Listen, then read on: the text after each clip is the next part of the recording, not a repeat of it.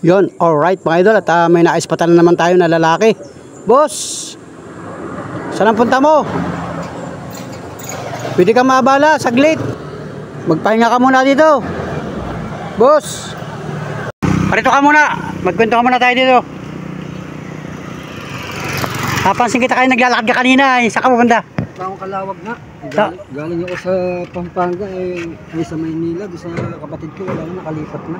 Ay, isang araw naglalakad ka din ay ano? Parang pabalik-balik ka lang dito. Hindi ako yun, higit na ako Sumbon eh. Sa Maynila ako. Sambuan ka na naglalakad? Ibig sabihin, galing ka saan? Galing ako sa Alabang. Alabang. Anong ginawa mo sa Alabang? Tingin ako ngayon kapatid ko, nakalipat na. Ah, Ay wala pa. may taga saan ka talaga? Taga Maynila, ako asawa ko, tiga rito, tiga Kalawag. Kalawag. Saan sa Kalawag? Sa tabi ng palengke. Anong barangay yun? Sa bayan. Anong barangay? Hindi ko gano'n ano yun, dahil Eh. nakalasa ako. Sabi yung asawa mo nasa Kalawag. Oo, ba't mo alam yung barangay doon sa Kalawag? Hindi, umalis naman siya kanina. Ay, umalis naman siya isang araw eh. Umalis din sa Kalawag. Kaya nandun naman ako tumawag. O sino mo punta mo sa Kalawag? Anak ko. Yung anak mo. Nasa Kalawag siya. Tatagal na, kaya tatagal ako po. Wala ka, nakakawin ko. Kaya naman ako mangyay sa barangay. Binibigyan ako, 50, pinibigyan ako. Pangkain ano? Pangkain. Ay, pinapakain naman ako. Pinapakain ka. Isang buwan ka na naglalakad. Sige. O, saan ka natutulog niyan? Sa barangay wala. Yung alas 10 ng gabi, alas 11. Tapos alas 4. Grabe yan. Ano pangalan mo kuya? Fernando. Ha? Fernando. Fernando. Fernando Castillo. Ayun, naglalakad si kuya. Nakita nga kita. Kanina, nakapansin kita eh. Sabi ko sobrang init. Init nga. Tuloy-tuloy ang lakad mo. Doon sa barangay. Hindi ako pwede magdalag na. Alam mo itong lugar ito? Kung anong lugar ito? Ha? Hindi mo alam kung anong lugar ito? Alam ko ba kung kakalawag to? Papuntang Kalawag.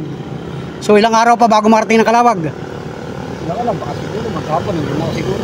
Maghapon. Kaya na.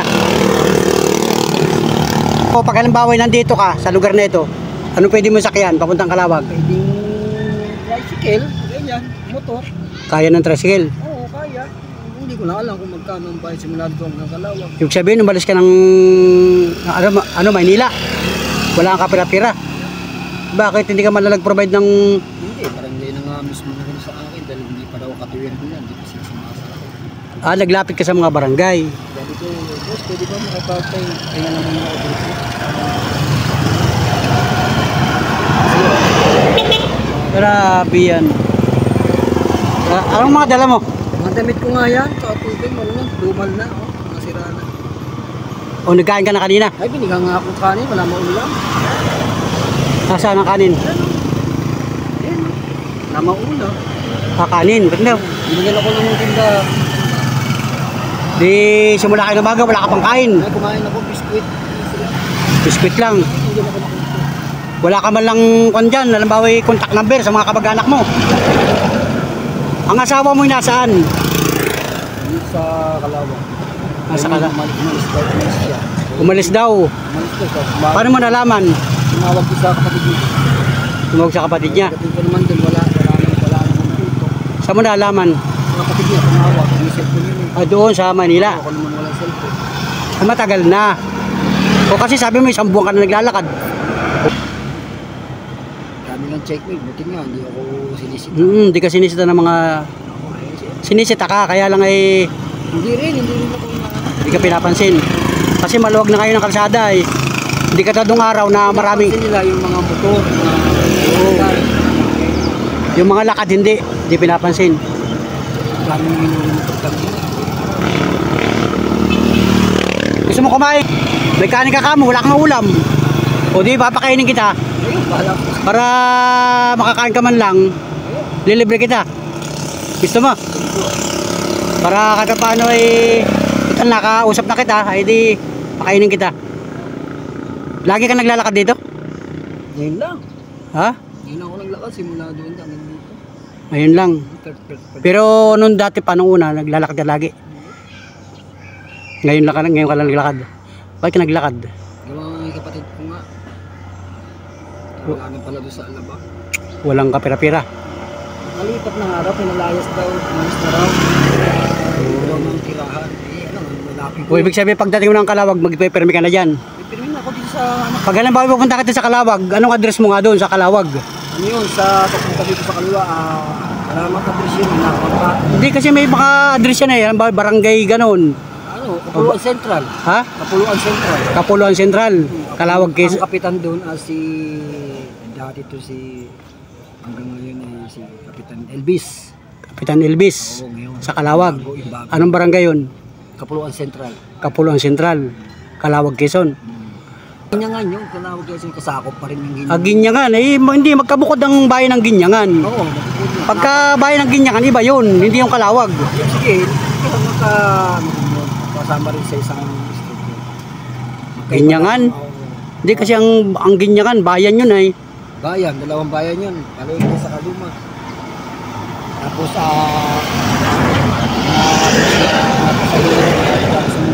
Maynila, sasakal. Meron yung city rin eh. Saan? Sa Ginyangan. Sa Ginyangan. Meron yung city rin. Ah, nakarating ka din ng Ginyangan. Napansin niya kita, sobrang init ng panahon. Sabi ko, nagsusulo-sulo ka, lakad ng lakad. Gusto mo kumain? Doon, sa una-una, sakay ka sa akin. Bilang kita ng ulam, saka para makakain ka man lang, ano? Sige, sakay ka. Yan, mga idol, pasakay natin ito. Ano ginagawa niyo rito? Namamasada kayo? Mamasada ko ng tricycle, eh, napansin niya kita. Ako nagbalik kanina. Oo. Sabi ko, para kayo naglalakad. Tayo sa may tindahan, ano? Pero malapit na Kalawag dito, no? Ha? Malapit na yung Kalawag, ano? Ay, kaya nga, sabi ko siya, kung tagarong ka talaga, alam mo yun. Alam ko, ibig sabihin, shortcut to eh. Wala may ibang daan dito ay, ito lang talaga. Papuntang Kalawag, ano? National Highway. Wala may ibang dadaanan. Ito tayo sa unahan.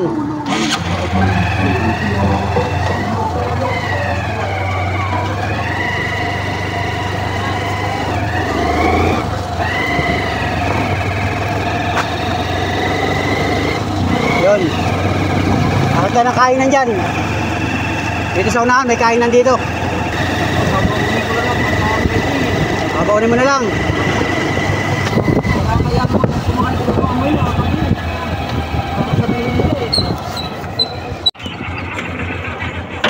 Doon, baba ka doon, punta ka doon. May ulam doon. Tingnan natin kung may ulam. Tayo mo ako dyan. Yun mga idol. Sa tindahan, tingnan tayo kung may ulam dito. Baba ka. Eh, walang ulam, may ulam. Pansit lang ito boy. Wala kayong mga putahing ulam? Ubus na po. Ay, ubos na. Wala raw, wala daw, wala. Doon sa unahan, walang ulam. Dito sa unahan. Sakay ka ulit, sakay ka. Sakay. Wala nang ulam doon, ubos na. Doon sa unahan, baka meron sa unahan.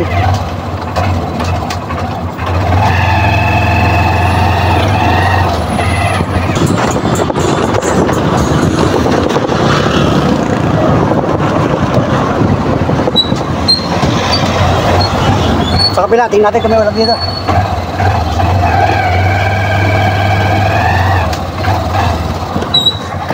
Ito, baka may ulam dito.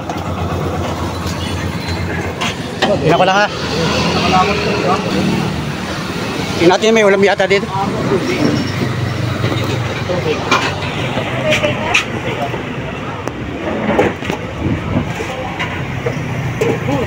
Giniling.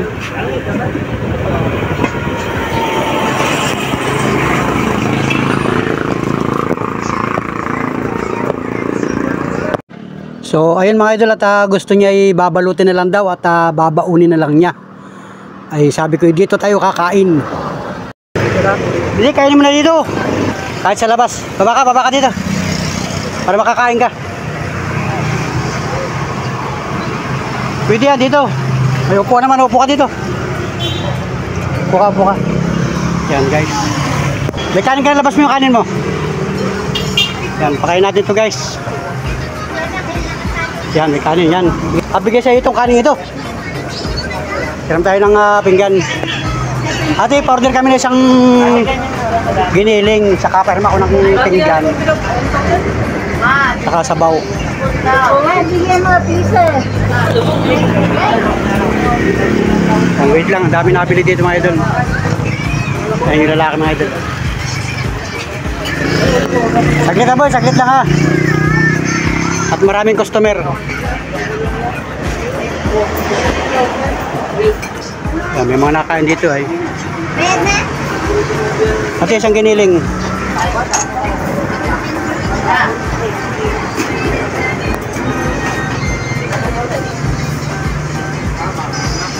Para kahit pa paano yung makakain mo lang yung kababayan natin. Grabe.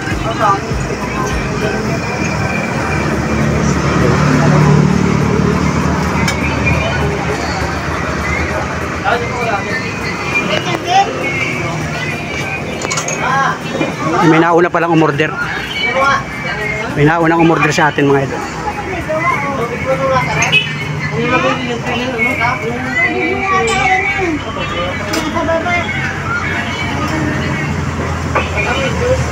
Hindi daw yan napatakan ng spin. Yung giniling ate. Ano may babalik ko? Hindi, baka ini dito.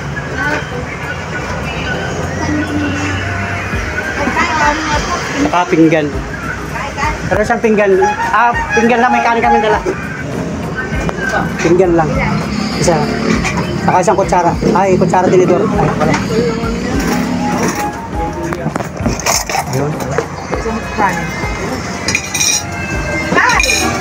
Yun. Hiram lang ito, hiram. Wala kayo yung kanin mo dyan. Yan. Yan ang kanin niya. Sige.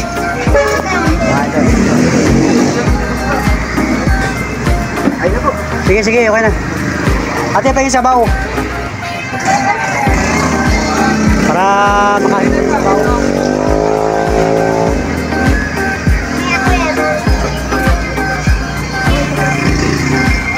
Dami na kain dito guys. Kasi ito'y kainan ng mga empleyado ng LCC Mall. Grabe.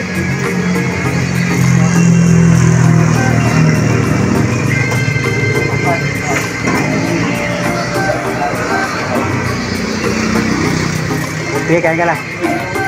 Hingay tayo sabaw. Ang daming customer eh. Oh. Sabaw lang natin, sabaw. Para makahigop ng sabaw.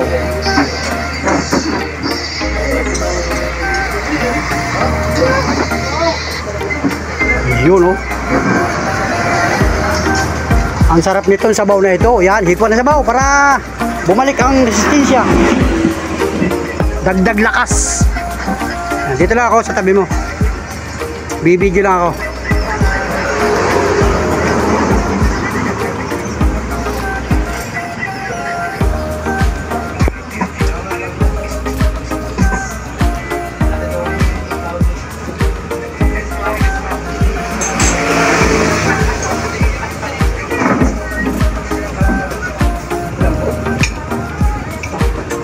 Kanina nung umulan, nasan ka? Nakasilong ako doon sa tandaan. Nagsilong ka doon.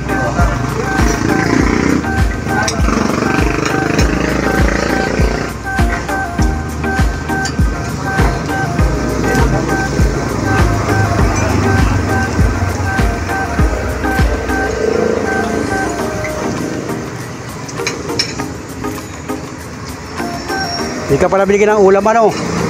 Mabuti binigyan ka ng kanin. Ulam wala. Sabagay, okay na rin yun. At least kayo may nagbibigay ano. Bago pa yung kanin ano. Ayan, mabuti lang at malakas ang resistensya mo ay. Biro mo yan. Lakad lang ng lakad.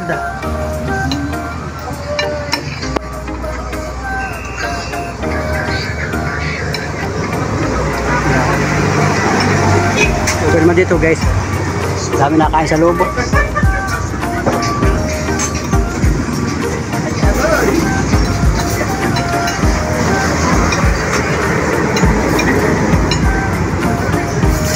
ka man lang baon tubig. Lagyan ng tubig, wala kang lagyan ng tubig. Na? Ubus na. O lagyan mo ng tubig dito pagkatapos mo kumain mamaya. Para may baong kang tubig. Ay, grabe ang init ngayon.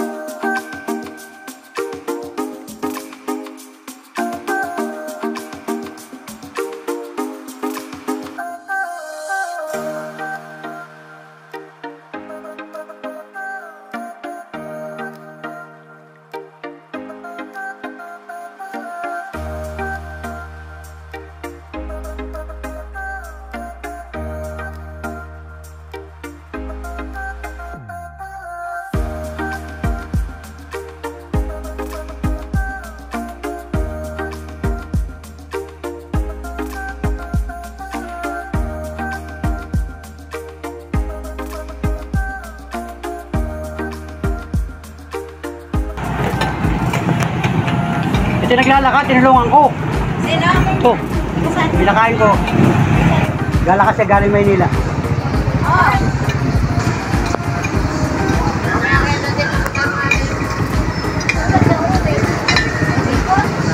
Okay na?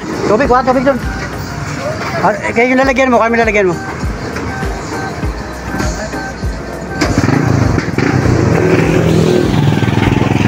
Ilagay mo tubig doon.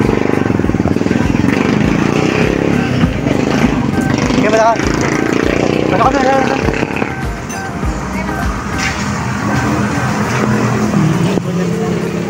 Ang tubig.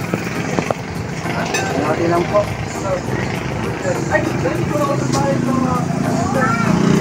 Tubig, bigyan mo sa kanya.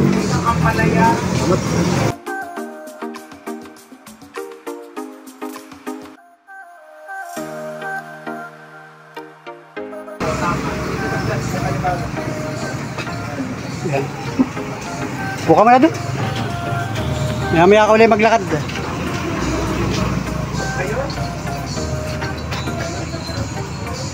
Limimin laman yan, tapos ay lagyan ulit natin doon para may baon ka.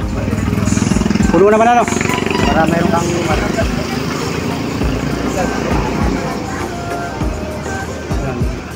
Ubus yung kanin. Oh, damo. Grabe ano. Sobrang gutom talaga. Oh, at least paano ay busog ka na. Kahit hanggang mamayang hapon, relax ka na ano. Nakalagay dyan ano. Yung mga dala mong ibang gamit. Ay mga damit ano. isang kutsara. Kutsara, o may kutsara ka pa. Bigay din sa yung kutsara. At ako babay dito, babayaran ko yung kinain natin. Sakay ka na dun. Yan. Yan guys, sakay na tricycle natin.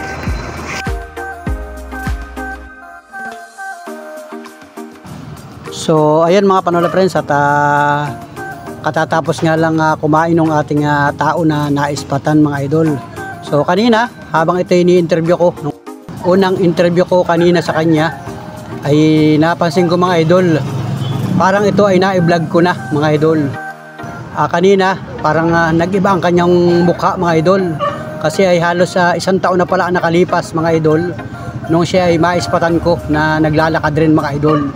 So sa lahat ng ating mga viewers na nakatutok sa ating YouTube channel, kung napanood ninyo yung dati nating vlog, ito ay si Kuya Fernando Castillo. Parehas pa din ang pangalan na binanggit niya sa akin kanina. Kaya naman tinuloy-tuloy ko na ang interview sa kanya. Kwento nga niya sa akin ay tumutugma din dun sa kwento niya nung nakaraan na may vlog ko siya mga idol. Dati yung kanyang kwento sa atin ay galing siya ng Calawag, pupunta dun sa anak sa Lucena. At didiretso raw siya doon sa kanyang kapatid sa Maynila, mga idol. Natatandaan ko ito ay pinagpahinga natin sa ating kubo-kubo. At binigyan ko ng kape at saka tinapay. At binigyan ko din siya ng damit na kulay puti, mga idol. At inalok ko din siya na sumakay ng pampasahirong bus. At binigyan natin ng pamasahe. At ito ay tuluyang naisakay natin sa bus. So paglipas pala ng kulang na 1 taon ay naispatan ko ulit dito sa bahagi ng Lopez, Quezon. At ito na nga, mga idol. So nagbago ang kanyang anyo, mga idol.